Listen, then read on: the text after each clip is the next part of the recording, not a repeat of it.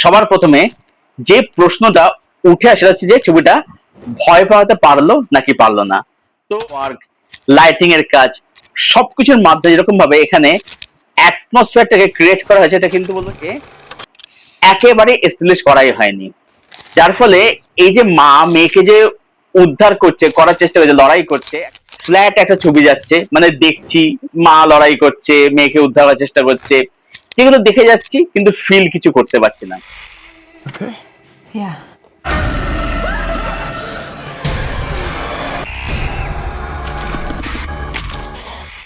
আমি Souvik, welcome to সিনেগানি। এই ভিডিওতে রিভিউ করব ইনসিডিয়াস এর 6th instalment Insidious out of the further. এই ছবিটাকে নিয়ে, এই ছবিটার It'll be the end of the living. আজকে একটা পেট প্রিভিউ শো ছিল।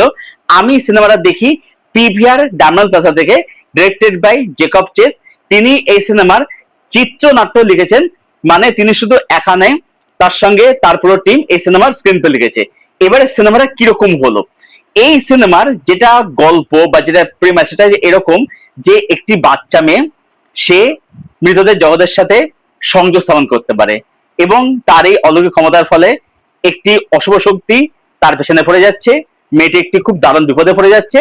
এবারে এই মেয়েটি বিপদ থেকে উদ্ধার পাচ্ছে কি পাচ্ছে না, মেয়েটির মা তাকে কিভাবে উদ্ধার করছে, বাধ্য করতে পারছে কিনা, এবং মেয়েটির মার রয়েছে একটি অতীত। যাবতীয় প্রশ্নের উত্তর জানতে হলে আপনাকে সিনেমাটা আপনার নিকটবর্তী সিনেমা হলে গিয়ে দেখে নিতে হবে। সিনেমাটার মধ্যে আমার কাছে কিছু জিনিস ওয়ার্ক করেছে, আবার বেশ কিছু জিনিস আমার জন্য একেবারেই ওয়ার্ক করেনি। প্রথমেই আসবো সিনেমার মধ্যে আমার কাছে কোন কোন জিনিস ওয়ার্ক করলো। দেখুন, একটা হরর সিনেমার মধ্যে সবার প্রথমে যে প্রশ্নটা উঠে আসে হচ্ছে যে ছবিটা ভয় পাওয়াতে পারলো নাকি পারলো না। তো এর উত্তর হচ্ছে হ্যাঁ, কিছু ক্ষেত্রে ভয় অবশ্যই আমাকে পাইয়েছে। এবার দেখুন, ভয় ব্যাপারটা একটা আপেক্ষিক ব্যাপার। যেটা দেখে আমি ভয় পাচ্ছি, আপনি সেটা দেখে ভয় নাও পেতে পারেন।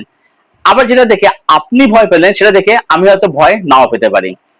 কিন্তু এখানে যেটা কমন ব্যাপার, সেটা হচ্ছে যেখানে সিনেমাটোগ্রাফি, ডেভ গারবেটের সিনেমাটোগ্রাফি কিন্তু অবশ্যই প্রশংসা করতে হয়।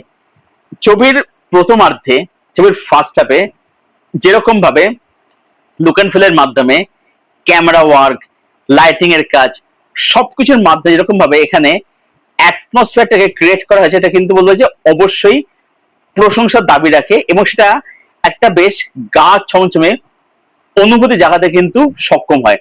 মানে এই যে ধরুন কিছু একটা আসছে, কিছু একটা আসছে, এই যে ব্যাপারটা, যে টেনশন, এটা কিন্তু ভালো করে এস্টাবলিশ করতে পারে।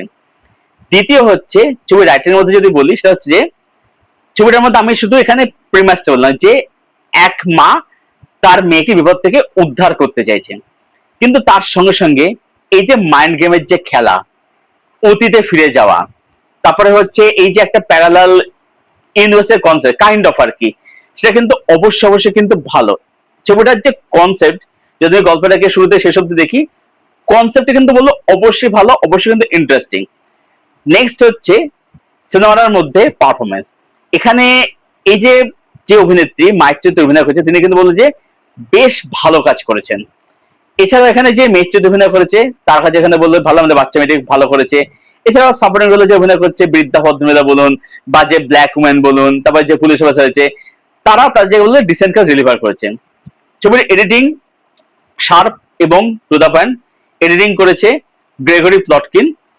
এডিটিং ওভারঅলে ভালো। এই ধরনের সিনেমার ক্ষেত্রে যেরকম এডিটিং এর প্রয়োজন, সেটা কিন্তু করা হয়েছে, বাট এটার একটা নেগেটিভ দিকে, সেটা নেগেটিভ দিকে একটু পরে আলোচনা করছি। সিনেমার মধ্যে এইগুলো ছিল হচ্ছে পজিটিভ দিক, যেগুলো আমার জন্য ওয়ার্ক করেছে। এবারে আর ছবির মধ্যে আমার জন্য কোন কোন জিনিস একেবারে ওয়ার্ক করলো না।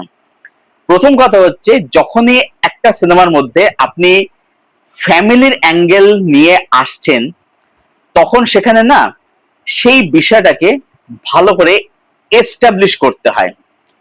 এই সিনেমাটার মধ্যে এই যে এক মা তার মেয়েকে উদ্ধার করতে চাইছে, এবার এই বিষয়টার প্রতি আমি তখনই ইমোশনালি কানেক্ট হব যখন সেই জিনিসটাকে ভালো করে এস্টাবলিশ করা হবে। এখানে মা মেয়ের সম্পর্কটাকে একেবারে এস্টাবলিশ করাই হয়নি, যার ফলে এই যে মা মেয়েকে যে উদ্ধার করছে, করার চেষ্টা করছে, লড়াই করছে একটা অশুভ শক্তির বিরুদ্ধে, যে শক্তি, যে ক্ষমতা, যেটা মানে প্রোটাগনিস্ট থেকে অনেক বেশি ক্ষমতাশালী, সেটা যে আমি যে ইমোশনালি ইনভেস্ট হবো, ইমোশনালি আমি যে ফিল করি, সেটা যে ফিল করতে পারছি না। ফলে সেই জায়গাগুলো খুবই ফ্ল্যাট যাচ্ছে, জাস্ট দেখছি, ফিল করতে পারছি না। তার সঙ্গে সঙ্গে এখানে মায়ের যে অতীত দেখানো হচ্ছে সেটাও খুবই সার্ফেসিয়াল দেখানো হয়, যেটার সঙ্গে বর্তমানে একটা যোগাযোগ অবশ্যই রয়েছে। এবার সেটা যে দেখানো হয় সার্ফেস লেভেলে, যার ফলে সেটাও আমি ফিল করতে পারছি না। মানে এখানে কোন চরিত্রের সাথে ঠিক করে এখানে কানেক্ট করাই যায় না।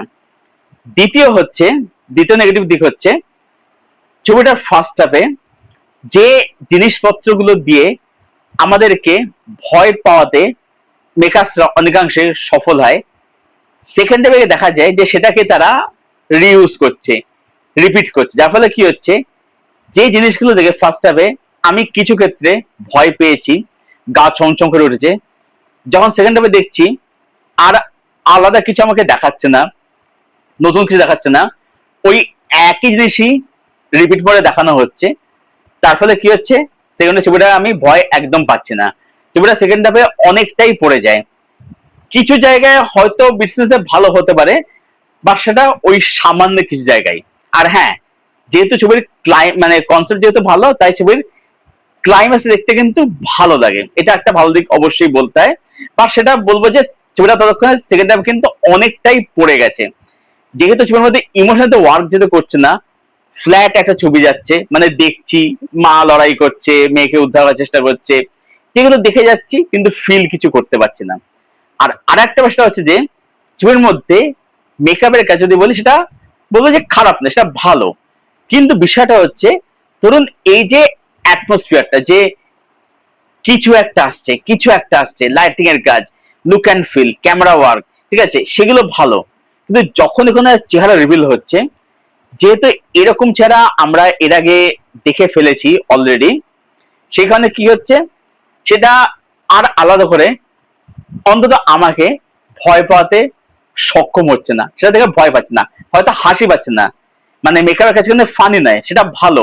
বাট যেহেতু এরকম মেকআপ আমরা অলরেডি দেখে ফেলেছি, তাই কি হচ্ছে, আলাদা করে ছবিটা কিন্তু মানে এই জায়গাগুলো কিন্তু ভয় আর পাওয়া যাচ্ছে না।